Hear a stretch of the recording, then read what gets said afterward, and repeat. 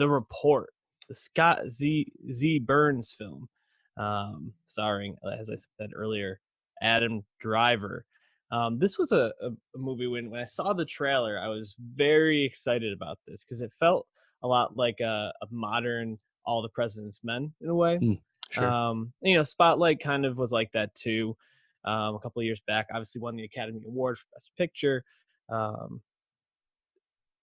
And I was pleasantly I was appeased by this film, but I don't think I was as blown away as I was expecting. I'm wondering where you fell with it, and then maybe we'll start talking about what we liked, what we didn't like. Yeah, I like the movie. I like it because I think this is a very engaging story. Obviously, this is a docudrama, and that story about the investigation into the torture methods used by the U.S. Following 9/11 and all that. It's compelling stuff, and just kind of seeing that come out, I think, was really really cool. I think Driver, in a sense, elevates the material. Net betting elevates the material. There's a lot of talented people in small roles as well. Yeah. But it does stand out for how it's not like Spotlight and how it's not like All the President's Men. When Driver meets with Matthew Reese, who plays an unnamed New York Times reporter, he doesn't give him the evidence. He doesn't hand off. He doesn't leak anything. Mm-hmm. There's no moment where the CIA chases Driver as to try and get him from leaking something or passing off something, right? Mm-hmm. Like the pulp that you expect in these stories isn't there because the movie's just faithful to how it actually happened.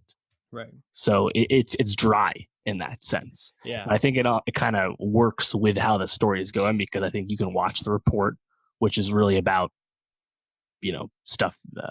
This investigation by Daniel Jones, who Driver plays.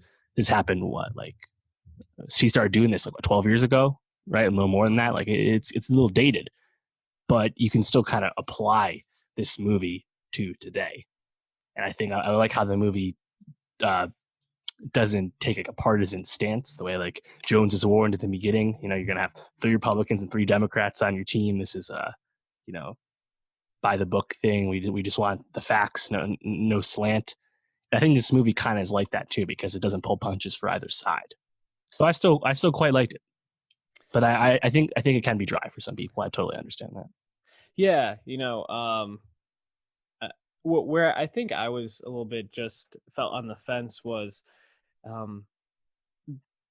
there's a duality to this movie, right? So there's the piece of it where it's about this investigation, and they go pretty in depth in terms of showing the bunk psychology behind these torture techniques, the philosophies and the cruelty that was going on in these prisons, and I think that part is incredibly fascinating, seeing why they were doing these things, seeing how it kind of came about, how it actually played out, which was tough to watch sometimes, the actual torture scenes. Right. And then also kind of seeing Driver put the pieces together of the investigation was really great. I feel like where it kind of it maybe wasn't all of that it could be, or I was left a little bit dissatisfied, was just with the personal side of it, because they did try to pull in how this was impacting Daniel Jones mentally, how he became very obsessed with it. There was a scene in the beginning where they're like, "Do you ever take a day off?" And he said something along the lines of, "I haven't taken a day off in 5 years since this investigation started." And I think the fact that he was able to do this is incredibly impressive, but you kind of are just left seeing that this is kind of pushing him to the brink of his ability to deal with anything. He's just so on edge and so incredibly stressed out by the pressure of this report. But I feel like it doesn't really sink in enough about how this impacted him individually. And I felt like they kept bringing it up enough where I wanted to hear more about it. So I think it was just kind of hard to balance the 2 different parts. And one, I think they did really well, while one part, the personal side, I felt like they maybe could have fleshed out a little bit more. But still, really impressive movie. And for something that, coming up with a report and an investigation can not always be the most fun thing to watch, I thought they did a really good job of making this a, a quick watch, something that felt like it flew by and wasn't dragging at all. Yeah, yeah, I agree. Yeah, just thinking about the rest of the cast, like Tim Blake Nelson comes up as a guy who was in at one of the black sites and protested what was going on, and he meets with driver once, and that's it. Again, like he does not become deep throat in this story. He just kind of makes his thoughts known, and that's it. Sarah Goldberg, small role in the beginning, but she kind of gets to what you were just saying about how the social life of people working on this kind of task, how that would be impacted. And I did think she was pretty good in the few lines she had. Mm-hmm. Cool to see Michael C. Hall in something more mainstream. I hadn't really remarked about him in quite some time, now to come think of it. Yeah. But then Ham, kind of playing someone that you can go either way on his character. Of course, he's playing Dennis McDonough, who became Obama's chief of staff. And I think what the movie really started to hit for me is when we transitioned from the obvious criticisms of how things were handled under the Bush administration, and then you get to the Obama's first term and how some things changed and some things didn't. And you kind of get the sequel, of if there was to be a sequel about drones and how drones have been used by the U.S. the past 10 years, right? Mm-hmm. And I think that's a lot more public already than the torture methods were at the time. The movie didn't really pull any punches, which I really respected.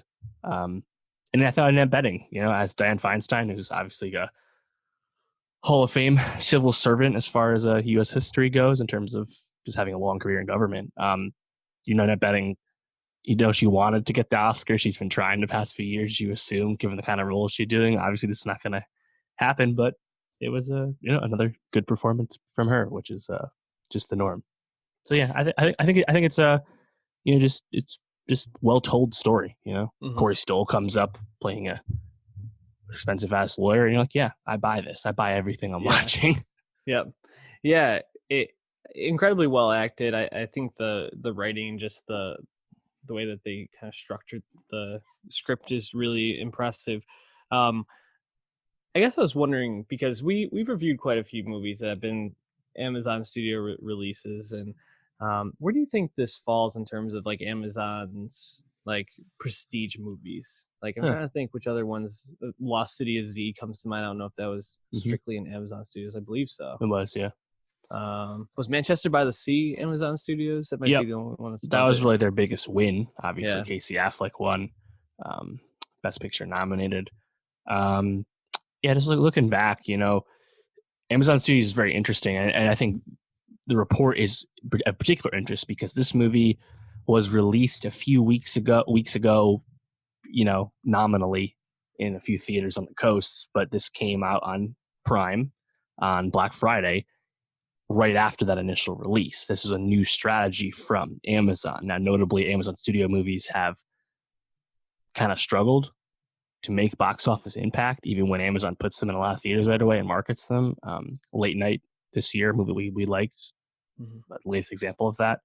The Goldfinch is a Amazon Studio movie, certainly bomb. But yeah, in terms of like their best movies, I think this is towards the top. I would defer to Manchester, and there's one other one at that time I'm trying to think of. Lost City Z. Oh, The Big Sick. That's it. Oh yeah. That's a really good one too. A lot of good movies this decade, and then they had a lot of good stuff too that again no one really saw. Like You Were Never Really Here. Don't Worry, You Won't Get Far on Foot. Beautiful Boy. They did U.S. distribution for Cold War. So this year they have Honey Boy as well. So it's never been a quality problem with Amazon. It's just finding an audience. They just can't find an audience the way A24 has and Neon has started to. And The Aeronauts comes out on Friday with Eddie Redmayne and Felicity Jones, and that will be coming out on Prime on December 20th, and a kind of similar path for we just got for the report. So we'll see how that goes. But yeah, it's very interesting, and you can tell that Amazon Studio, especially as they've had like leadership changes, is just trying to get more stable. They're definitely struggling as far as the small houses are. But yeah, report. it's available to everyone, and I think people should watch it, especially if they're interested in this subject. Definitely check it out. You've seen Marriage Story already, I so have. Also uh, comes out Friday. just to see where you're at in terms of driver performance. How do these two performances measure up? Um, yeah, well, so They're so Daniel Jones, different. yeah, they're very different. Daniel Jones is kind of just a really driven guy. And Adam Driver, just by his talent, can kind of make that more palpable and enjoyable. But at the end of the day, he's a guy grinding, you know, Microsoft Word and shit for hours at a computer screen. And, when he has those conversations where he gets heated talking to in net betting, you're like, yeah, there's Driver. He just can elevate material. Mm-hmm. But it's not like the best role or anything. Again, I think that speaks to just the dry nature that is this, factual story. That's just the way it went down, right? So there's only so many moments for a Driver to stand out. Mm-hmm. Marriage Story is anything but that. It's a very showy performance, especially at that climactic or anticlimactic fight scene that he has with Mm-hmm. Scarlett Johansson, where you get a little Kylo Ren. So yeah, this is not in the Driver canon, but it's kind of like the Driver. He's always good. Yeah.